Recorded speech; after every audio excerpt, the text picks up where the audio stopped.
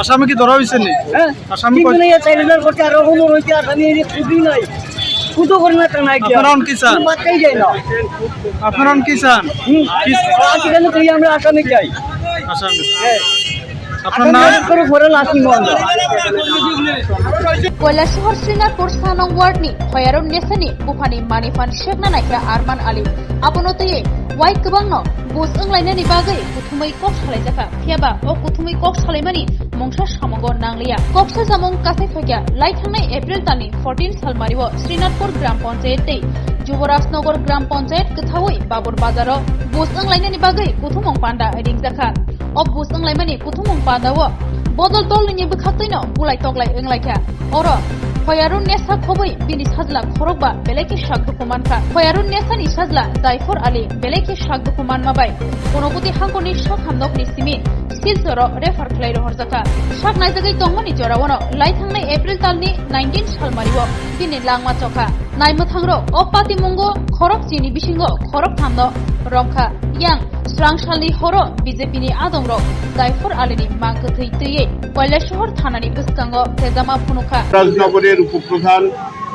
এবং শ্রীনাথপুর গ্রাম পঞ্চায়েতের প্রাক্তন প্রধান তারা কিছু লোকজনকে সেখানে নিয়ে সমবেত করে এবং সমবেত করার কিছুক্ষণের মধ্যেই পূর্ব পরিকল্পিতভাবে তারা আমাদের এই জায়ফর আলী এবং তার পরিবারের অন্য সদস্যদের উপরে তারা ঝাঁপিয়ে পড়ে জায়ফর আলীকে গুরুতরভাবে আহত করে এবং অন্যান্য তার পরিবারের সদস্যদের একাধিক ব্যক্তি সেদিন তাদের পরিকল্পিত আক্রমণের শিকার হয়ে হাসপাতালে চিকিৎসার জন্য যায়।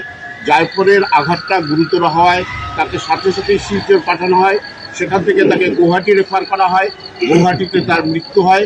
আমরা আজকে প্রাথমিকভাবে আমরা শ্রীনাথপুর, যুবরাজনগর, বাবুর বাজার ইত্যাদি এলাকার লোকরা আজকে এই মৃত্যুর খবর পেয়ে তারা থানার সামনে অবিলম্বে আসামিদের গ্রেপ্তারের দাবিতে তারা সবাই সংঘবদ্ধ হয়েছে।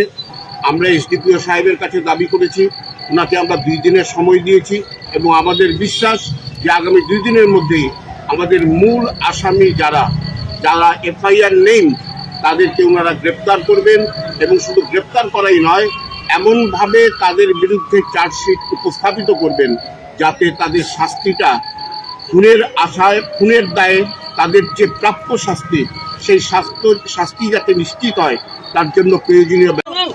স্যার, আজকে থানার মধ্যে যে মৃতদেহ নিয়ে আসলো, তো গোটা বিষয় নিয়ে আপনি কি বলবেন?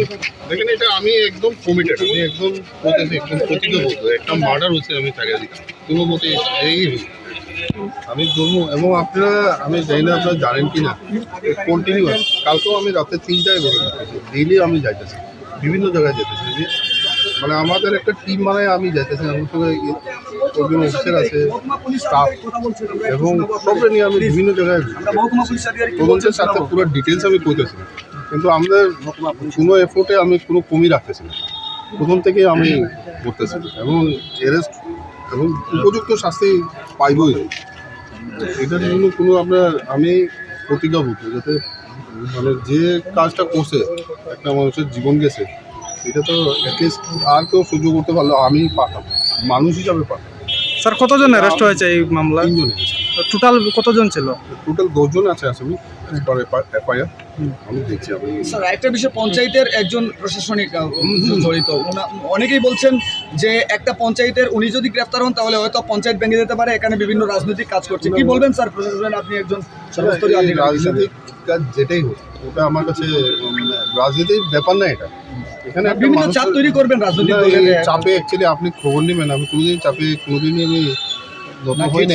ঠিক মানে যেটাই হোক, আমি ওগুলো আমার কাছে কোনো ইয়ে নেই, ওইটা ব্যাপার না।